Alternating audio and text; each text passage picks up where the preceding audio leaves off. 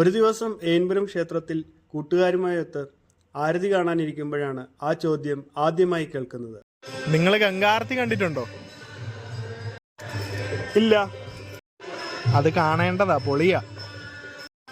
എന്നാ ഒന്ന് ടിക്കറ്റ് നോക്കിയാലോ? നാളത്തേക്ക് കിട്ടുമോ? നാളത്തേക്ക് കൺഫേം ടിക്കറ്റ് വേണമെന്നുണ്ടെങ്കിൽ വൈഷ്ണവി ചേട്ടൻ്റെ റെക്കമെൻഡേഷൻ ലെറ്റർ വേണ്ടി വരും. അങ്ങനെ കൂട്ടുകാരൻ്റെ താളത്തിലുള്ള ആക്കലും എല്ലാം കേട്ട് കഴിഞ്ഞപ്പോൾ പോയേ നോക്കൂ എന്ന് തീരുമാനിച്ചു. നോക്കി. ശബരി എക്സ്പ്രസ് എന്ന് പറയുന്നൊരു ട്രെയിൻ തിരുവനന്തപുരത്ത് നിന്നും സെക്കന്ദരാബാദ് വരെ പോകുന്നത് കണ്ടു. നേരെ ബുക്ക് ചെയ്തു. പക്ഷെ അത് ആലപ്പുഴ വഴിയല്ല, കോട്ടയം വഴിയാണ്. അതിനാൽ എറണാകുളത്ത് നിന്നും ബുക്ക് ചെയ്തു. അപ്പോൾ വിടുവണ്ടി വാരാണസിക്ക്.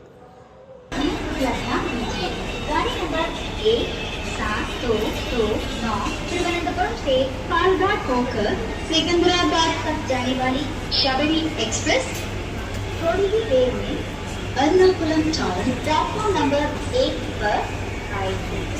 അങ്ങനെ ഞാൻ യാത്ര തുടങ്ങി.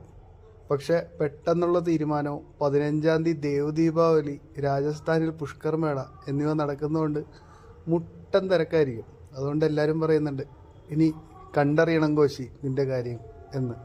എന്നാലും മുന്നോട്ട് വെച്ച കാലം മുന്നോട്ട് തന്നെ.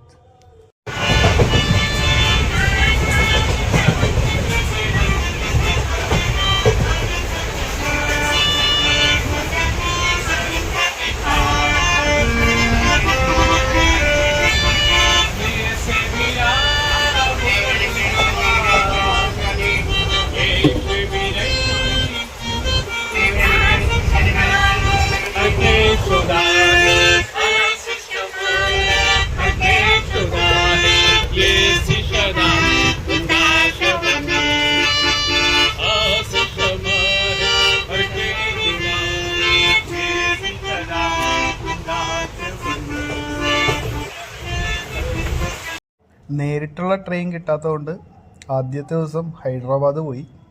പിന്നെ ഒരു ദിവസം ഹൈദരാബാദ് ഹോൾട്ടുണ്ട്. അടുത്ത ദിവസം രാത്രി നാഗ്പൂരിലേക്ക് കയറി. അതിൻ്റെ അടുത്ത ദിവസം രാവിലെ ഗ്വാളിയറിലേക്ക് വണ്ടി കയറി. അതിനടുത്ത ദിവസം ഗ്വാളിയറിൽ നിന്നും വാരണാസിയിലേക്ക്. ഇങ്ങനെയാണ് ചാർട്ട് ചെയ്തിരിക്കുന്നത്. 15-ാം തീയതിയാണ് ദേവദീപാവലി എങ്കിൽ ഞാൻ വാരാണസിയിലേക്ക് എത്തുക 14-ാം തീയതി വൈകിട്ടോടു കൂടിയായിരിക്കും.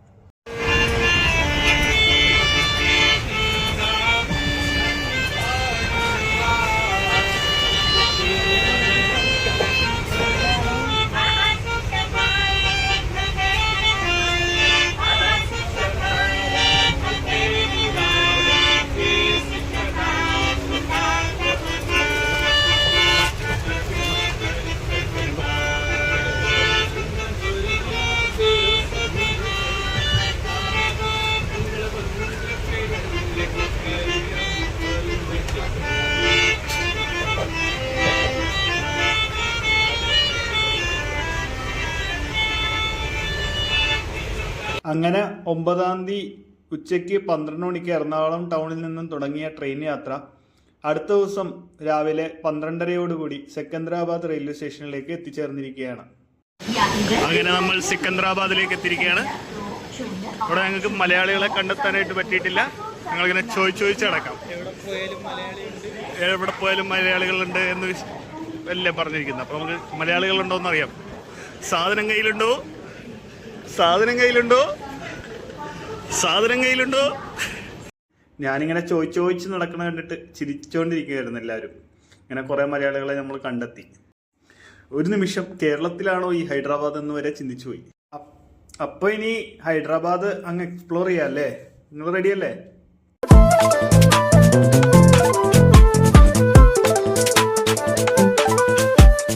ഇത് സെക്കന്ദരാബാദ് മെട്രോ റെയിൽവേ സ്റ്റേഷനാണ്. റെയിൽവേ സ്റ്റേഷൻ്റെ തൊട്ടടുത്തുള്ള സെക്കന്ദരാബാദ് ഈസ്റ്റ് എന്ന് പറയുന്ന മെട്രോ റെയിൽവേ സ്റ്റേഷൻ. ഇവിടെ നിന്നുള്ള പുറത്തേക്കുള്ള കാഴ്ചകൾ നല്ല അടിപൊളിയാണ്. സെക്കന്ദരാബാദ് സിറ്റി മൊത്തം കാണാം. ഹൈദരാബാദ് എന്ന് കേൾക്കുമ്പോൾ തന്നെ ആദ്യം മനസ്സിൽ വരുന്നത് ചാർമിനാർ ആണല്ലോ. അപ്പോൾ ചാർമിനാറിലേക്കാണ് പോകുന്നത്. അപ്പോൾ അവിടെ പോകാനായിട്ട് നമ്മൾ മഹാത്മാഗാന്ധി ബസ് സ്റ്റേഷൻ്റെ അങ്ങോട്ടേക്ക് ടിക്കറ്റ് എടുത്ത് ഇതേ പോകുന്നു.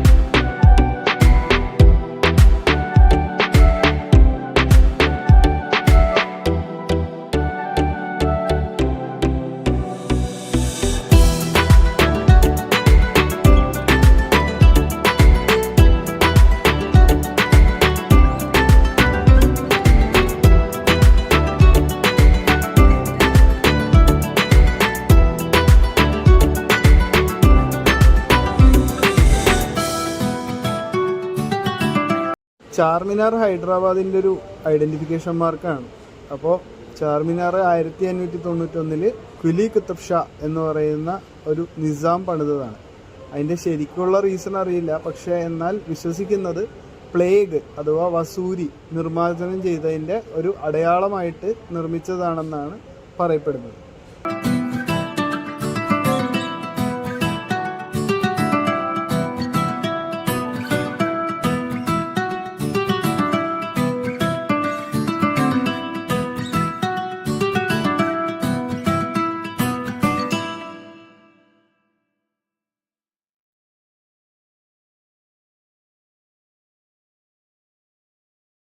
എന്തായാലും തെലങ്കാന ടൂറിസത്തിന് ഈ ചാർമിനാർ എന്ന് പറയുന്നത് ഒരു പൊൻതൂവലാണ്. കാരണം ചാർമിനാർ കാണാനായിട്ട് വർഷത്തിൽ നാനാഭാഗത്തു നിന്നും ആൾക്കാർ ഇങ്ങോട്ടേക്ക് ഒഴുകി വരുന്നു.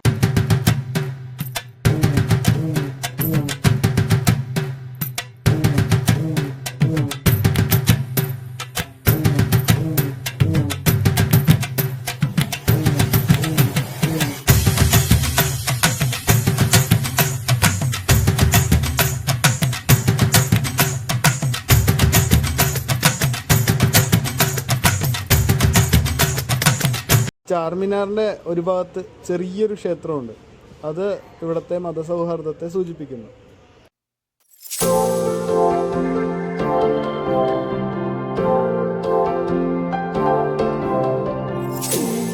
I see what he loves about you. You're so perfect. Hope you know that you got everything. I messed up and I'm haunted. And if I'm being honest, I see what he loves about you. You're so perfect. Hope you know that you got everything.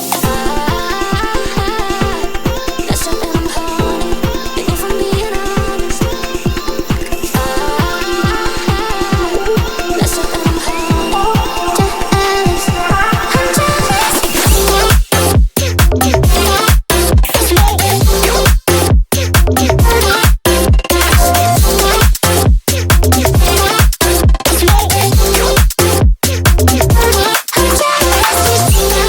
Charminar വന്നു കഴിഞ്ഞാൽ നമ്മൾ മസ്റ്റായിട്ട് try ചെയ്യേണ്ട 2 കാര്യങ്ങളാണ്. ഒന്ന് ഹൈദരാബാദി ബിരിയാണി, അത് ഒരു സൈഡിലുണ്ട്.